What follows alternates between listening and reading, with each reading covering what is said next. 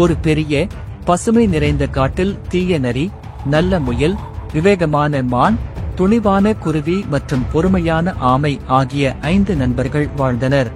அவர்கள் அனைவரும் ஒற்றுமையாக இருந்தார்கள். எப்போது சந்திக்கிறார்களோ அப்போது மகிழ்ச்சியாக பேசிக்கொண்டு நேரம் கழிப்பார்கள். ஆனால் நரி மட்டும் சிறிது வேறு.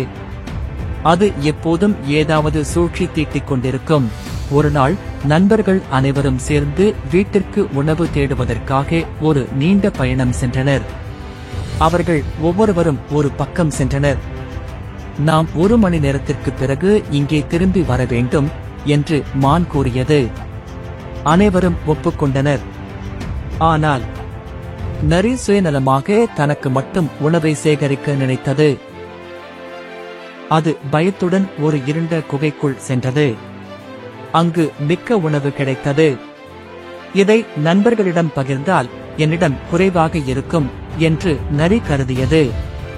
அது உணவைக் கொண்டு வெளியில் வருவதற்குள் குகையின் வாயில் சரிந்து விழுந்தது. நரி கூச்சலிட்டது. ஆனால் யாரும் அதை கேட்கவில்லை. அதே நேரத்தில் மற்ற நண்பர்கள் உணவுடன் திரும்பி வந்தனர்.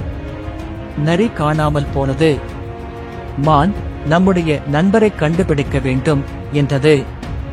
குருவி, நான் மேலிருந்து பார்த்து தேடுகிறேன் என்று கூறியது. முயல், நான் பூமியில் தடயங்களை பார்த்து தேடுகிறேன் என்றது. ஆமை மெதுவாகச் சென்றது. ஆனால் அதன் அறிவுத்திறன் மிகப்பெரியது. குருவி வானத்தில் இருந்து குகையை கண்டது. அனைவரும் ஓடிச் சென்றனர். நரி கத்திக் கொண்டிருந்தது. நண்பர்களே, என்னை காப்பாற்றுங்கள். அனைவரும் சேர்ந்து பெரிய கற்களை நகர்த்தினர். அது எளிதான வேலை இல்லை. ஆனால் ஒற்றுமையால் முடியாதது எதுவும் இல்லை. நரி வெளிவந்தது. அது மிகவும் வெட்கப்பட்டு, நண்பர்களே, நான் ஏமாற்றம் செய்துவிட்டேன். ஆனால் நீங்கள் என்னை விட்டுவிடவில்லை. இனி நான் உண்மையான நண்பராக இருப்பேன் என்றது. அது முதல் நரி உண்மையான நண்பனாகவே மாறிவிட்டது. ஏமாற்றம், சுயநலம் நீண்ட நேரம் நீடிக்காது.